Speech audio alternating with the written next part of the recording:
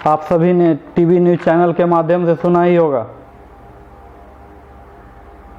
कि हमारे देश के 5 महान सपूत कश्मीर के हंदवाड़ा में आतंकवादियों से लोहा लेते हुए शहीद हो गए, जिसमें 1 कर्नल, 1 मेजर और 3 जवान थे।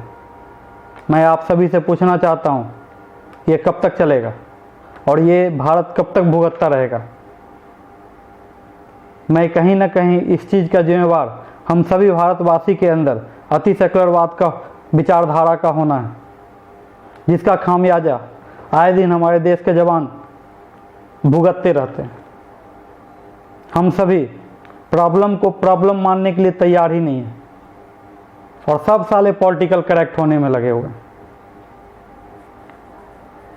जिस दिन हम सभी भारतवासी राष्ट्र की मूल भावना को अपने अंदर जागृत कर लिए और सभी जवान को अपने घर का बेटा मानने के लिए तैयार हो गए, उस दिन ये प्रॉब्लम खत्म हो जाएगी।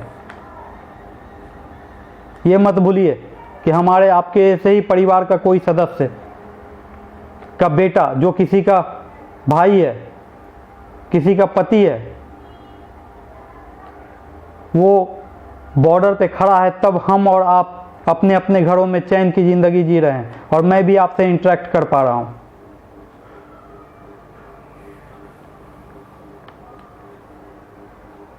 इसलिए मैं आपसे बोलना चाहता हूं कि कोई अपने परिवार का चिराग बुझा करके आपके घर को उजाला कर रहा है, इस बात को समझिए। सरकार का अपना एक तंत्र है और सरकार काम कर रही है। ये तो हम सभी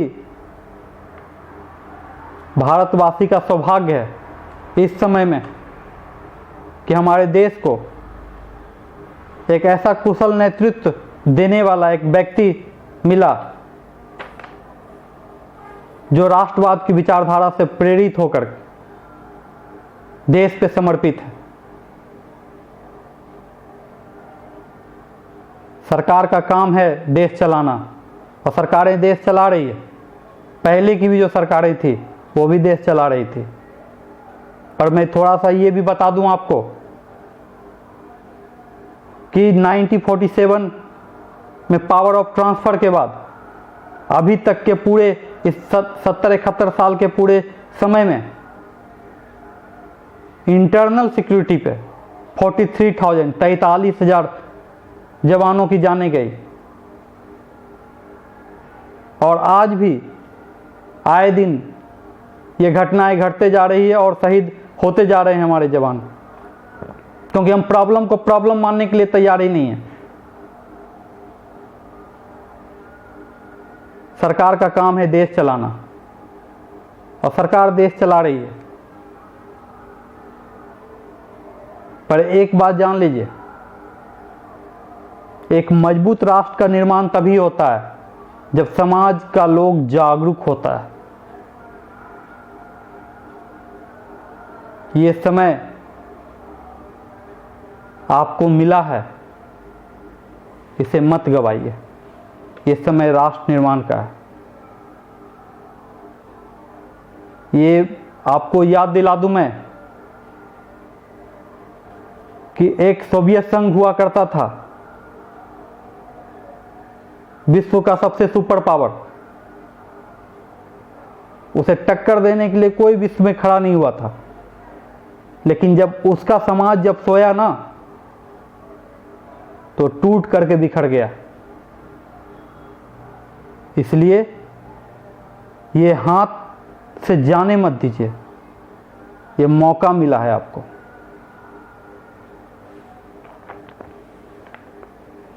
मैं पूछना चाहता हूं आपसे, क्या पाकिस्तान की हैसियत है आपके सामने? कहां एग्जिस्ट करता है Pakistan as compare to India and Pakistan? कहां खड़ा है? जवाब मिलेगा कुछ भी नहीं। तो आज मैं भारत की ताकत आपको बतलाता हूं। अभी 2 महीने 2.5 महीने पहले का रिपोर्ट है। उस रिपोर्ट में यह बताया गया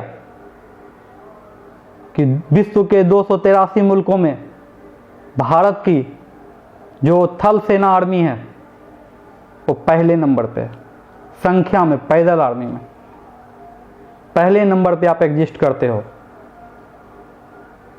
एयरफोर्स विश्व में चौथे नंबर पे आपकी है, नेवी 5वें नंबर पे, और आर्थिक तौर पे भी 5वें नंबर पे। फिर भी आए दिन आपको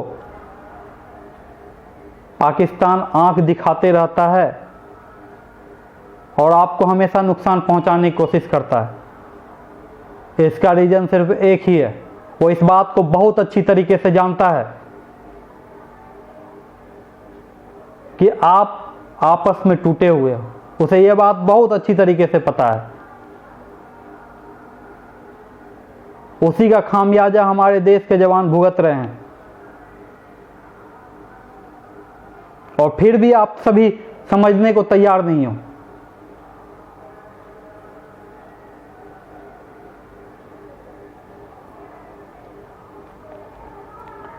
जहां तक रही बात एक्शन की, तो मैं आपको यही बता दूं, इसी देश में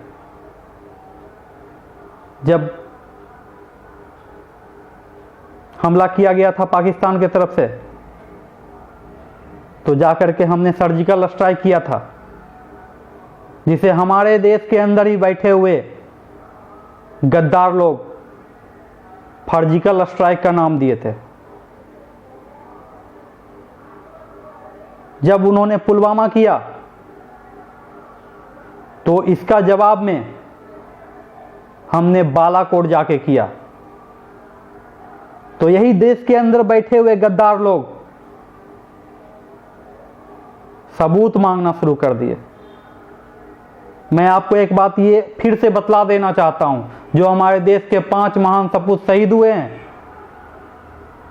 और जितना मैं देश के प्रधानमंत्री जी को जानता हूं, उनको जितना मैं पढ़ता हूं, मैं आपको इस बात के लिए आश्वस्त कर देता हूं कि इसका मुकम्मल जवाब दिया जाएगा। और फिर हमारे देश के ही चंद गद्दार आके खड़े होंगे और फिर उसका सबूत मांगेंगे।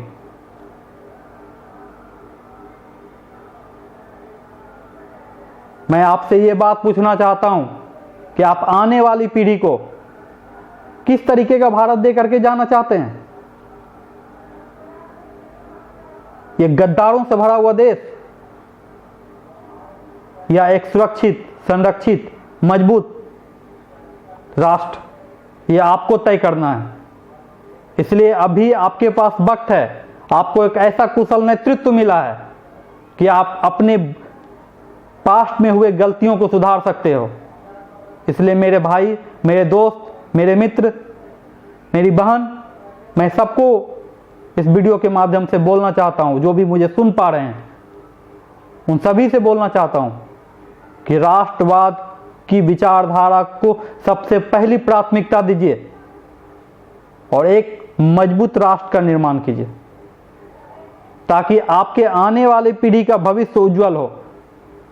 आपको इस बात का अंदाजा भी नहीं है कि भारत के अंदर भारत को तोड़ने वाले लोग, गद्दार साले कितने भरे पड़े हैं। मैं आपके सामने ये बात बताना भी नहीं चाहता हूं और आपको दुखी भी नहीं करना चाहता हूं। इसलिए अभी वक्त है, समझिए। और जहां बात सर्जिकल स्ट्राइक और बालाकोट की, तो आपने दबाव बनाया, तभी जाकर के सर्जिकल स्ट्राइक भी हुआ। आपने जब सरकार पे दबाव बनाया, पूरे भारत के वासी एक होकर के, तब जाकर के बालाकोट हुआ। इसीलिए मैं आपको फिर से बोलना चाहता हूं कि आप पूरे एकता के साथ इस सोशल मीडिया के प्लेटफॉर्म पे अपनी आवाज को बुलंद कीजिए, ताकि सरकार को इस पे तुरंत एक्शन लेना पड़े। और मैं आगे आपके साथ एक और सब्जेक्ट पे बात करने के लिए बहुत जल्द आ रहा हूं, ये total of war as a जिहाद।